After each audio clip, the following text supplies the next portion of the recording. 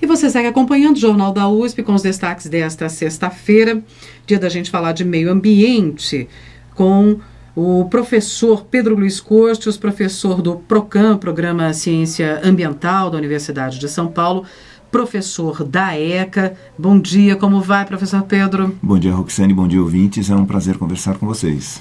Vamos lá, a gente vai falar um pouco sobre a análise do ciclo de vida. Vejam só, quando a gente pensa no desempenho ambiental de produtos, muitas vezes nos concentramos apenas nos impactos durante o uso, mas há também impactos na produção e, obviamente, depois, no descarte, que muitas vezes não são considerados. Então, a análise do ciclo de vida nos ajuda a entender esses impactos e é justamente sobre isso que o professor Pedro vai nos falar hoje, não é?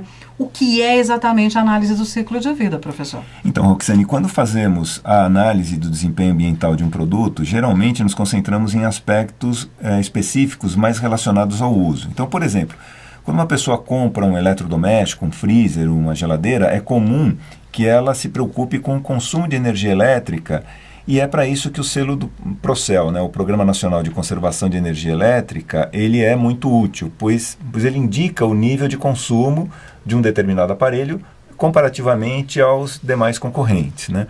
Mas há outras questões ambientais que não são normalmente consideradas pelos consumidores, mas pois elas não estão acessíveis às pessoas, tá, normalmente. Por exemplo, qual o impacto ambiental durante a fabricação de um produto, durante a manufatura de um produto? Será que ele consumiu muita energia, consumiu muita matéria-prima, né? Enfim, quais foram os impactos até que ele fosse entregue ao consumo, né? Fosse entregue ao consumidor? Será que muitos poluentes foram gerados, por exemplo?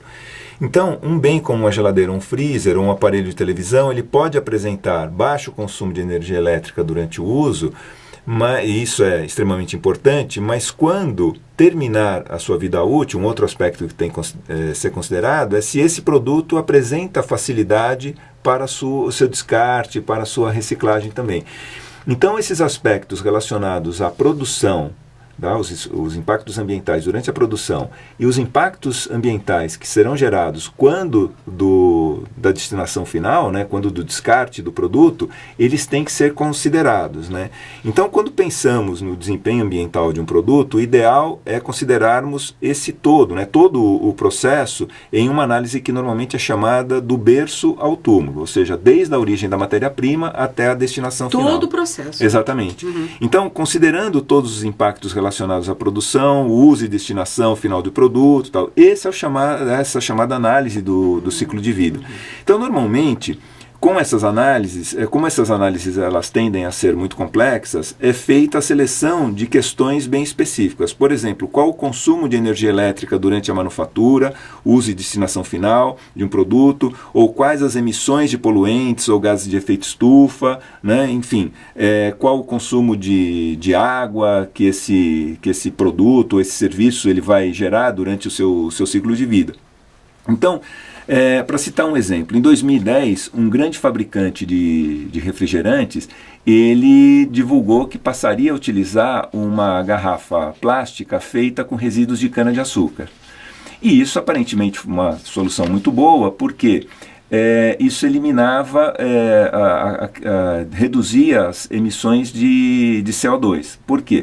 Parte do CO2 que era emitido, né, durante o processo de fabricação, ele seria reabsorvido pela próxima safra de cana-de-açúcar. Então isso reduzia o impacto ambiental do produto relacionado à emissão de gases de efeito estufa.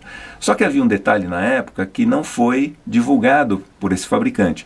Ele pegava o resíduo de cana-de-açúcar, mandava por navio até a Índia para que fosse processado e fosse gerado um dos componentes necessários à produção de garrafas PET. Esse material era, novamente, trazido ao Brasil por navio e aí, então, essa garrafa era produzida. Esse gasto, né, de combustível durante o transporte, as emissões, não era contabilizado. Então, algo que se apresentava como uma solução ambientalmente muito boa, talvez não fosse, eu coloco talvez porque os dados não foram disponibilizados pelo fabricante, talvez não fosse uma solução tão boa, ou fosse uma solução até pior do que o PET tradicional, tendo em vista esse gasto, né, de combustível, essas emissões de CO2 nesse transporte que é feito a uma distância considerável. saudável. Então, a análise do ciclo de vida, ela procura exatamente resolver esse tipo de dilema. Será que alguma coisa que se apresenta como uma solução ambientalmente muito boa, ela é de fato uma solução interessante, né?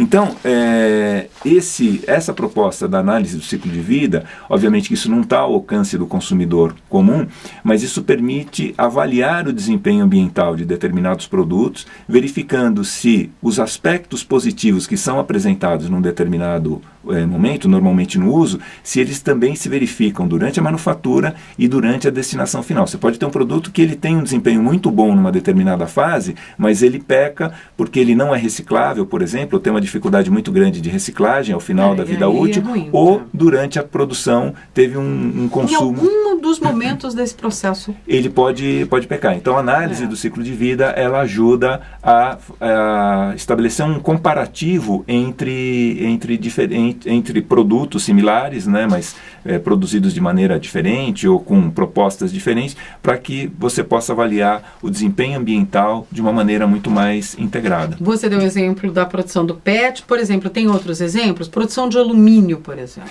Então, a produção de alumínio é algo bastante interessante porque gasta-se muita energia elétrica para o beneficiamento da bauxita, que é o minério de alumínio, para a produção do alumínio a partir da bauxita. E gasta-se muito menos energia para a reciclagem do alumínio. É por isso que nós temos na reciclagem das latinhas de alumínio um mercado muito expressivo, porque para os produtores de alumínio sai muito mais barato você reciclar as latinhas, você gasta muito menos do que você obter o alumínio a partir do minério de alumínio, que é a bauxita. Então, essa análise, né, do ciclo de vida, ela pode contemplar, né, e normalmente contempla o quanto você gasta a partir da origem do material, né, para verificar qual é o custo menor de você obter. Importantíssimo, né? Você pode poder fazer usos diferentes em determinadas etapas. Agora, para a gente concluir, nem todo produto tem isso, seria muito bom que tivesse um selo como esse. Sim. Mas é uma coisa que veio para ficar. Isso. Existem estudos que foram feitos, né, que mostram, por exemplo, comparativo em relação a transporte público. Qual a melhor solução de transporte público, considerando todo o impacto ambiental durante o ciclo de vida, quantidade de material necessária à produção, por exemplo, de um ônibus elétrico ou de um veículo leve sobre trilhos, qual o custo de material durante a manutenção, durante a vida útil. Já tem isso? Não, já tem estudos mostrando isso. Então, isso ajuda, por exemplo, o gestor público a melhor identificar qual é a solução adequada, não considerando apenas um aspecto específico durante o uso, mas também desde a produção até a destinação final. E, só finalizando, podem ser incluídos questões sociais, como geração de empregos, né, remuneração, durante todo o ciclo de vida do produto. Análise do ciclo de vida foi o tema de hoje, em várias áreas, portanto, como exemplificou aqui o professor Pedro Luiz Cotes, e tem uma importância muito grande, como a gente mostrou aqui, para o meio ambiente, professor do PROCAM, Programa de Ciência Ambiental da Universidade de São Paulo, professor da ECA. Muito obrigada, professor, pelos esclarecimentos sobre o tema. Eu que agradeço, um bom dia a todos.